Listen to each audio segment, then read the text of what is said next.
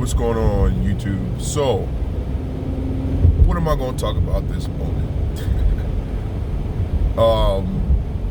It's annual, when you get around this time, and this time of year, you start thinking about, how hard can I fuck it up during these holiday times without doing too much damage?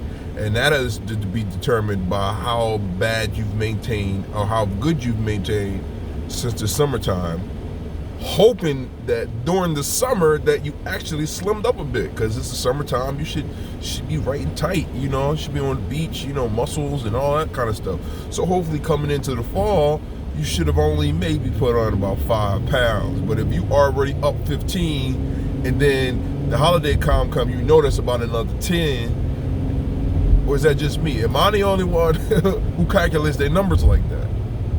Am I the only one who is in this math game all constantly, He said, I know I can't be. I know I cannot be the only one who's constantly in the math game, I know in the fall time, all bets are off. If it's nice weather, it's nice outside, I might possibly still be out here eating a salad. But this is a season for potatoes and smothered and covered and all the good stuff, the things that keep you warm, And it is currently 23 degrees in this car, or outside temperature. It was 20. It was colder in this car, I'm sure it was, but it's warming up now. Cut this air down a little bit. Heat. So, with the colder temperature, we just have more of an excuse to just go a little crazy with the food. And I'm sure that's just, more, as much as we may evolve as human beings, we bulk up for the wintertime, we animals. So that's all right. But, with Thanksgiving and Christmas and all that time coming, you going over parties and you socializing and stuff like that, you're thinking to yourself, how much damage do I want to do? Because here come January, I'm making these dumbass resolutions again about losing weight and feeling great, but I've done it to myself. So how much do I want to do it to myself so that I don't have to undo it come January? That made any sense? So, being as I am a pescatarian, I don't eat chicken, beef, pork, any animals, any land animals that roam the land. I don't eat them. I eat things that come from the sea. Now, I'm getting to the point now where I'm about to start slacking up on that. I think I've eaten my share of shrimp. Not that I eat a lot of shrimp. I was never really a big shrimp eater. I ate shrimp, occasionally. But now you give yourself these rules and limitations. As human beings, we find loopholes, boy. We like, if I can eat it out the sea, then you out there eating the whole goddamn Atlantic Ocean and all of its contents, So, I've slacked up a lot off the sea creatures. I eat a good piece of salmon or fish maybe a few times a month, but other than that, it's just vegetables in any shape or form, any type of preparation. I don't do creams and cheeses and all that kind of stuff. I try to be very vegan in that way, as far as staying away from dairy, because I'm severely lactose intolerant, which brings on a whole host of issues. Wow, this lady's driving really slow in front of me. I ain't never gonna get to work. But so my diet is pretty good. Now, like I said, come wintertime, I'm eating potato's a magical thing. You could fry a potato, you could mash a potato, you can stuff a potato, you could chop a potato, you could curlicue a potato, you can do all kinds of things to a potato, and I think I like all of its preparations, in any quantity. I can eat a fry or a bag of fries, so and that really bulks you up, eating those higher starchier foods. Like yesterday I had rice. I'm not a big rice eater, but I made, because I do eat eggs, kind of vegetarian are you. That's why, it is what it is for me. I wasn't eating eggs for a long time, but I found that eggs are a good source of protein, and a really good quality egg makes your brain feel like you've eaten some food, and your skin is great. Like fish does the same thing. Like you feel like your skin is much more like hydrated and good. You feel like your brain has eaten. I found that those two proteins for me are beneficial in the right quantities. Maybe one day I'll give those up completely, but I'll have to find a good way to get those proteins into me, or those omega-3s into me. I tried supplements, but I just don't think it's as good as it's from the source. And I believe that those in moderation at this point are still good for you. Chicken in moderation and no portion size is good for you. Beef, in my opinion, in my humble opinion, and any preparation or quantity source is good for you. Any animal from the land, I can't do it. But yeah, back to the weight and my original statement. Oh well, the title of this video is probably going to be dying on a diet. Nobody wants to die on a diet. Nobody wants to just die on a diet. You don't want to die saying, man, look, I was slim. Look at me. I was looking good. You dead. So it really doesn't matter at that point, So I just feel like we quit on ourselves a lot because we know that it's not, it's no day is guaranteed to us. So we always making excuses on why, I'm gonna mess up today, instead of giving ourselves the best, even if it's for the next 5 minutes of our life. And I know for me, for instance, I don't literally say I want to die on a diet, but subconsciously I'm always thinking that, why am I going to deny myself this opportunity to eat this pie? Why am I going to deny myself the opportunity to eat this slice of pie? When in reality, it's not denial. It's, I need that damn pie, So, I think we just need to,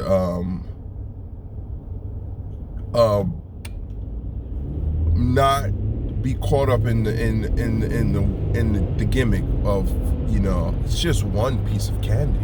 Just like the gimmick of donation, you go to 10 stores and each store is only asking you for $1, and at some point, if you got to say no.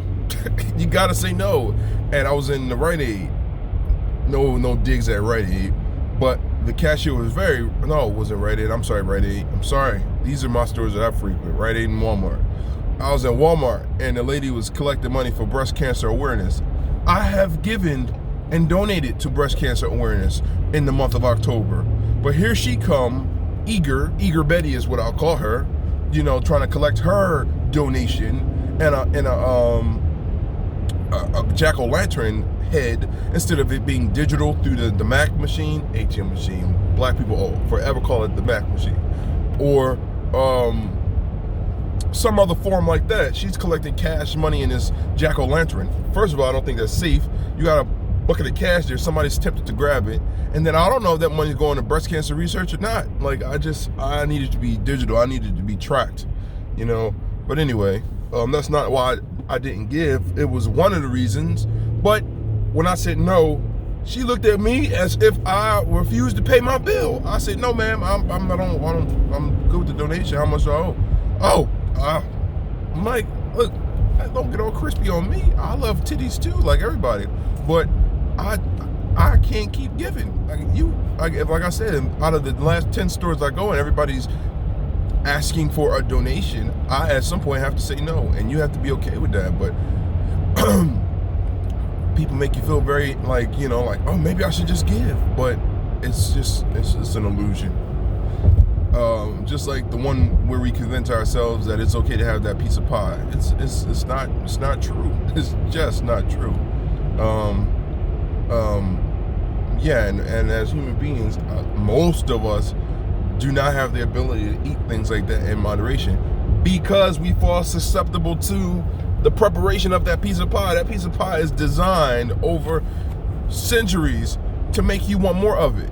You know, especially if you're buying something store-bought, you're probably better off eating something homemade that you can tweak the ingredients. But if you're buying a pie and you're thinking, no, I'm just going to have a slice of this pie, then they fail. The pie manufacturer designed that pie so that you want the whole goddamn pie. It has just the right amount of sugar, just the right consistency of crust, that it hits your tongue ever so gently, and it melts and coats your mouth with a light coating of oil, and then it slides down your throat and tickles your esophagus. Like, that pie is designed to do that. It all has a job, and once it gets down in your system, it's designed to digest and make you say, I think I want another piece of pie.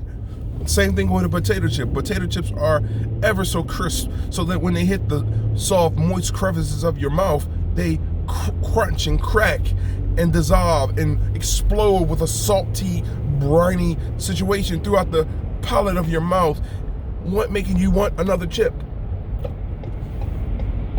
I want chips now.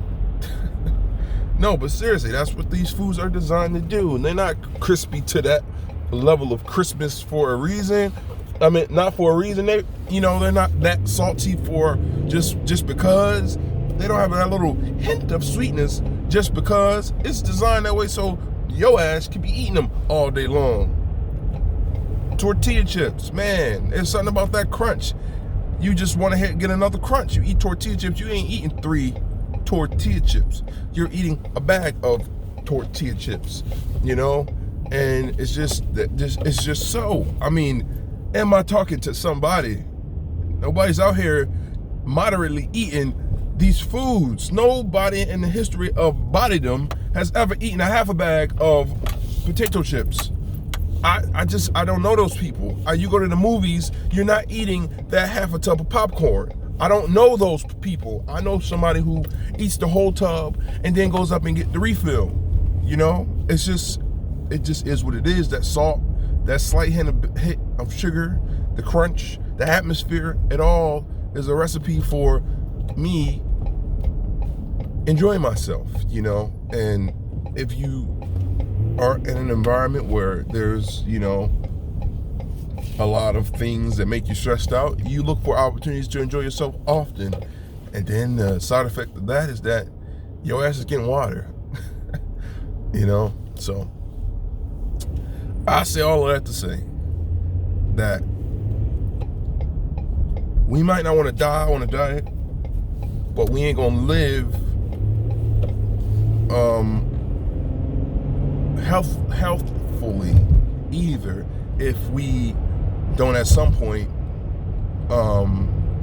use a bit of common sense. So I'm saying all of this to say it to myself that I gotta stop making all these excuses on why I'm gonna have this good time, because this good time could be the last good time, and I want to have many, many, many more good times. And even if this is the last good time, I want to have this last good time fighting. So I do probably want to die on a diet. I'd rather die on a diet than die having never tried to make it better. So here's to going through this holiday season, enjoying ourselves, but enjoying the company of our face-stuffing relatives, and not indulging on our own. Because I'm gonna sit there and I'm gonna watch everybody else live their best life, and know that in only less than 90 days, I'm gonna have a head start on looking right, feeling great, because it always happens. In the summertime I feel much better than I do in the wintertime, and that's purely because you're eating less, you're out there, you're sweating, and you naturally get to that best physical self of yours. It's me. I don't know about you, but in the wintertime you got on all these clothes, you're not really looking at your body, and you're eating all this extra stuff, and the pounds just like jump on you. So I'm gonna go through this holiday season just really scantily eating this garbage, if at all, and hopefully in 90 days I'm gonna emerge like a plant in the springtime, ready to ready to just be like, I'm ready for this next year. 2020, like every other year, we always say this is our year, but 2020, I think will be a definitely good year, you know, and you got to plan and prepare for it. It doesn't just happen. So, peace and blessings. Peace and blessings. You might have to die on a diet, and that's better than living not having ever tried it all. All right, bye.